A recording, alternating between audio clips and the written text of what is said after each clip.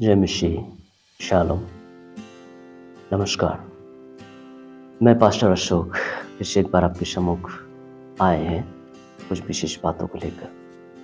लगभग 4 साल हो चुके हैं the light of life channel की शुरुआत की है और ये नए साल जनवरी 2022 4 जनवरी को पहली वीडियो अपलोड की थी और तब मुझे वीडियो बनाना भी आता नहीं था। अजीब लगता है मेरे बातों को सुनकर शायद, क्योंकि मैं कंप्यूटर के विषय में मेरा कोई नॉलेज नहीं था, ना तो एंड्रॉयड के विषय में।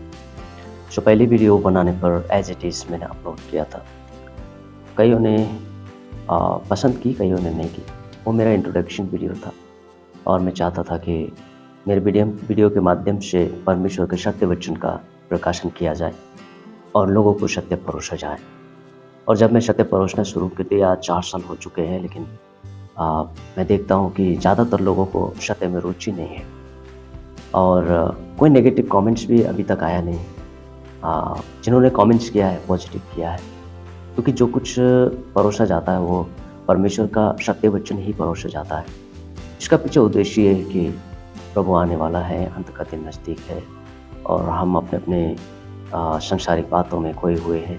परमेश्वर के वचन की गहरी शिक्षा नहीं है।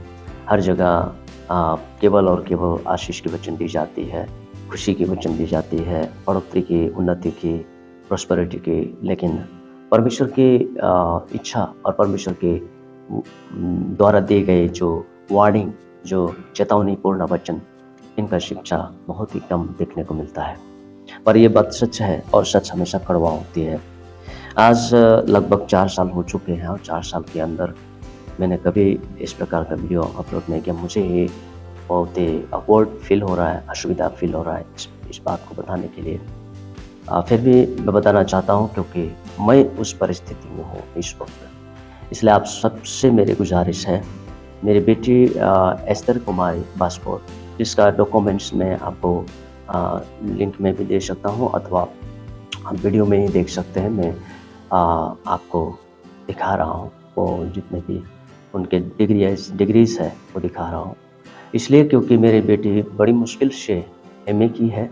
बड़ी मुश्किल से इसलिए कह रहा हूँ क्योंकि बीच में जब वो स्कूल के समय से ही, जब वो क्लास 7 में थी, तब से उसकी समस्या थी और उसका सिर दर्द की समस्या थी। जब चेकअप कराया तो ब्रेन की प्रॉब्लम बताए गए और उसको मदद करने के लिए मेरे एक भाई ने, मसीह भाई ने मदद किया है और मैं उसका बहुत शुक्रगुजार हूँ, धन्यवादी हूँ। मैं कभी ज़िंदगी में उसको नहीं भूलूँगा। लगभग उनका 12 से 13 साल तक का ट्रीटमेंट चला और उस ट्रीटमेंट में वो स्वस्थ हुए और बड़ी मुश्किल से एमए कंप्लीट कर पाई है। और इसको कंप्लीट करने के लिए न जाने कितनी मुश्किलात का सामना मुझे करना पड़ा, ये मैं जानता हूँ, क्योंकि मैं आर्थिक तौर से ठीक-ठाक नहीं हूँ। आर्थिक तौर से मैं बहुत ही कमज़ोर हूँ और जिस वजह से मैं कह रहा हूँ कि बड़ी मुश्किल से मेरी बेटी एमए कर पाई है और अभी वो बीएड करने जा रही है। उसके लिए लगभग 1,20,000 रुपये की ज़रूरत है, वो भी गवर्नमेंट कॉलेज में। यदि प्राइवेट कॉलेज में कहे तो अनलिमिटेड है, ज़्यादा भी है, कम भी है। एक कॉलेज का एक रेट है, परंतु मैं उतना दूर नहीं जा सकता। मुझे 1,20,000 ही जमा करना बड़ा मुश्किल पड़ रहा है। सो मैं आप सबसे गुजारिश करूँगा, आप मेरी मदद करें, मेरी सहायता करें यदि संभव हो सके तो, क्योंकि मैं किसी को ज़ोर ज़बरदस्ती नहीं कर सकता कि आप इतना कीजिए। मुझे 1,20,000 की ज़रूरत है, बस आप जितना मदद कर सकते हैं आप कर सकते हैं अपनी तरफ से। सो बहुत बहुत शुक्रिया और धन्यवाद। लेकिन अंत करने से पहले बाइबल के एक वचन पढ़ना चाहता हूँ और मुझे वो पढ़ने के लिए इच्छा हो रही है। लूका रचित सुसमाचार 6 अध्याय का 30 से लेकर 36 पद। जो कोई तुमसे मांगे उसे दो और जो तेरी वस्तु छीन ले उससे न मांग। जैसा तुम चाहते हो कि लोग तुम्हारे साथ करें, तुम भी उसके साथ वैसा ही करो। यदि तुम अपने प्रेम रखने वालों के साथ प्रेम रखो तो तुम्हारी क्या बड़ाई, क्योंकि पापी भी अपने प्रेम रखने वालों के साथ प्रेम रखते हैं। यदि तुम अपने भलाई करने वालों के साथ भलाई करते हो तो तुम्हारी क्या बड़ाई, क्योंकि पापी भी ऐसा ही करते हैं।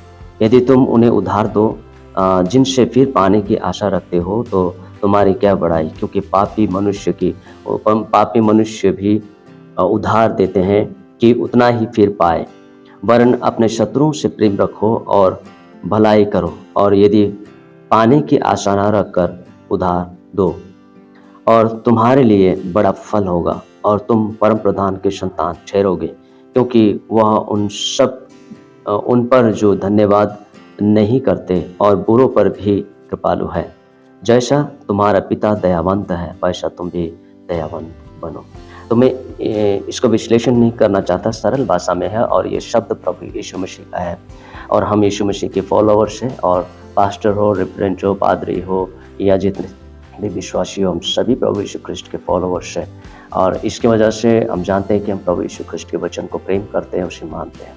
यदि आज हम सच में उससे प्रेम करते हैं तो हमारा प्रेम प्रकट होना चाहिए हमारे कार्य के द्वारा। और मैं एक बात कहना चाहता हूँ कि कहते कि अपनों से जब हम मांगते हैं तो उसमें हमारी अधिकार होती है, लेकिन जब औरों से हम मांगते हैं जिसे हम नहीं पहचानते हैं तो वो हमारे लिए भीख होता है। लेकिन जो भी हो, मैंने अपने लोगों से मांगा था जो मैं हक से मांग सकता हूँ। अफसोस की बात है कि मुझे ना का उत्तर मिला, पर जो भी हो वो हम कुछ नहीं कर सकते।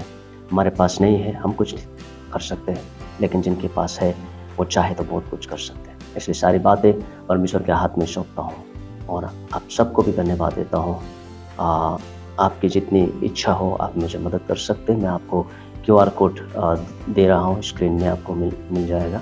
सो परमेश्वर का धन्यवाद और आप सबको परमेश्वर बहुत से आशीर्वाद प्रदान करें। धन्यवाद। जय मसीह। शालोम। नमस्कार।